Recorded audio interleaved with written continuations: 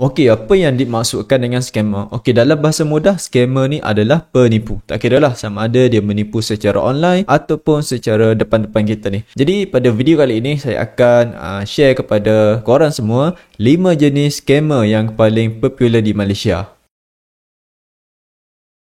Okey, yang pertama, scam melibatkan duit syilin lama. Okey, macam mana benda ni boleh berlaku? Okey, sebenarnya scam duit syilin lama ni dah popular sejak 2013 lagi kalau saya tak silap. Okay, sebab pada masa tu saya masih lagi tengah study dan saya pernah ada pengalaman lah. Okay, beberapa kali saya bukan kena scam tapi scammer tu dia pernah message dengan saya. Okey, adalah dalam 4 hingga ke 5 orang.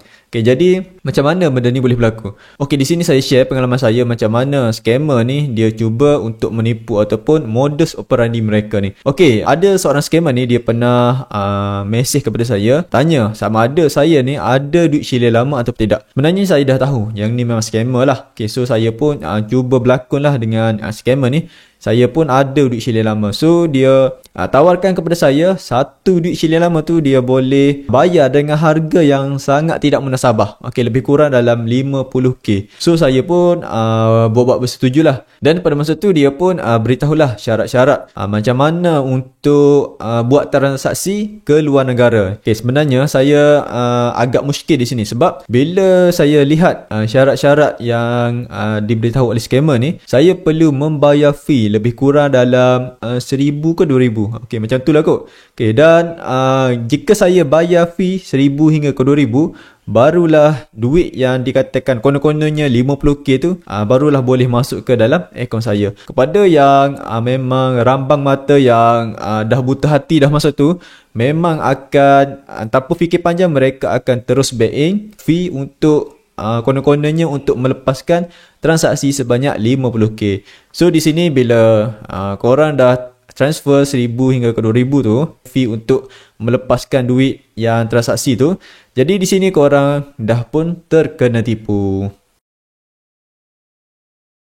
Okey, yang kedua adalah Macau Scam. Okey, Macau Scam ni dia banyak punya dia modus operandi mereka. Okey, yang biasanya yang terlibat adalah mengenai kad kredit, hutang kad kredit, panggilan mahkamah, parcel scam dan juga menyamar sebagai pegawai atasan seperti LHDN dan sebagainya. Jadi di sini apa yang saya perhatikan, Macau Scam ni dia lebih kepada menggunakan psikologi mangsa. Okey, sebagai contoh, mereka menakut-nakutkan mangsa seperti nama akan di blacklist, okey, polis akan datang tangkap, polis ada warrant tangkap untuk tangkap kita dan sebagainya. Okey, saya ambil di sini satu contoh lah. Okey, sebagai contoh mengenai kad kredit. Okey, kad kredit ni bila mereka telefon kita, okey, mereka akan menyatakan bahawa kita ni ada hutang kad kredit yang sangat banyak. Okey, sebagai contoh dalam 500,000 ringgit Malaysia lah.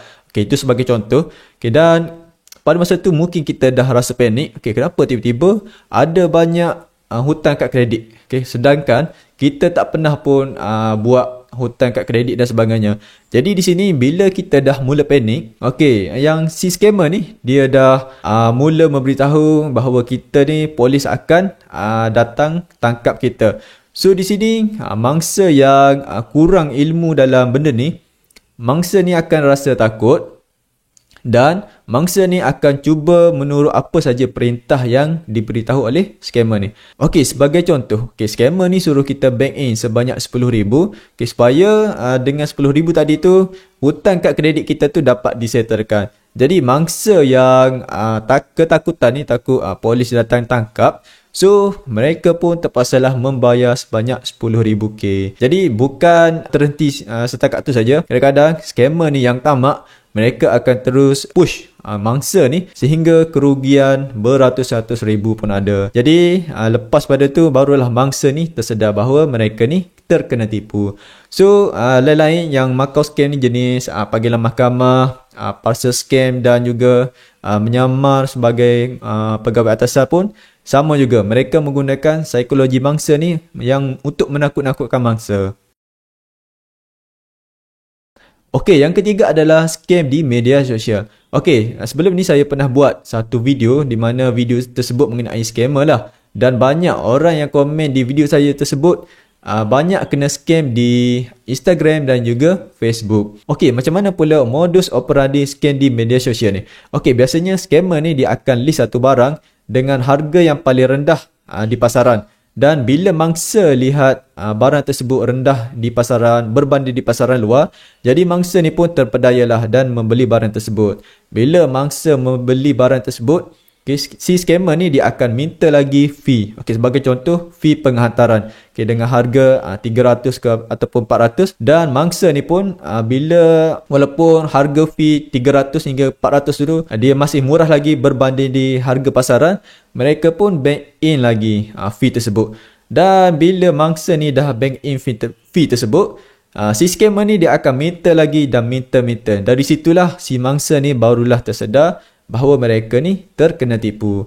Bila mangsa nak minta refund balik, si scammer ni akan minta lagi fee sebagai refund. So, mangsa yang memang kuranglah ilmu dalam benda ni akan back in pula fee untuk refund tu. Bila dah back in fee untuk refund tu, dan si scammer ni masih lagi belum refund kepada mangsa. Jadi benda ni akan jadi berlarutan sehingga mangsa ni tak sedar yang dia dah rugi beribu-ribu. Jadi nasihat saya kepada mereka yang suka membeli di Instagram ataupun di Facebook, berhati-hatilah.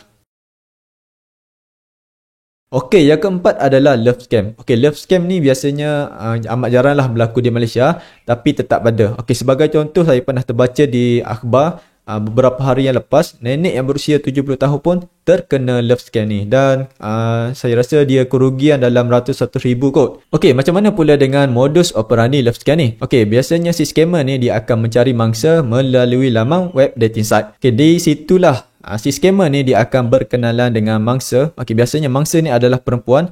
Okey, bila si scammer ni berkenalan dengan mangsa, tanya itu ini semua, dan pada penghujung perbualan, si scammer ni seolah-olah akan menghantar satu barang yang sangat berharga kepada mangsa.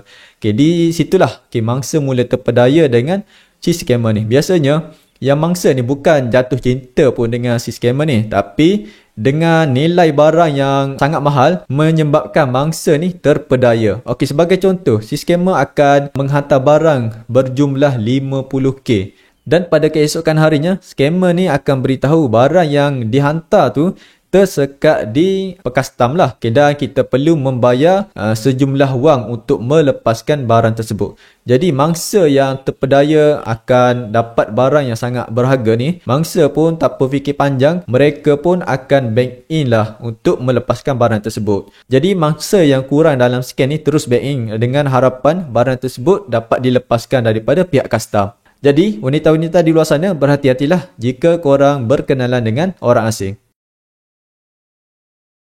Okey, yang kelima adalah scam hutang. Okey, yang ni saya rasa yang paling bahaya sebab scam hutang ni dia boleh memutuskan hubungan silaturahim antara keluarga dan juga persahabatan. Sebab biasanya orang yang berhutang ni dia agak liat sikit untuk membayar hutang tersebut. Jadi di sini saya berharap kepada mereka yang berhutang, bayarlah hutang tersebut walaupun tidak dituntut. Dan kepada yang memberi hutang, korang perlu bersedia apa bakal yang berlaku selepas ini, supaya hubungan silaturahim antara sesama kita tidak terputus begitu saja. Jadi itu adalah antara 5 scam yang paling popular di Malaysia.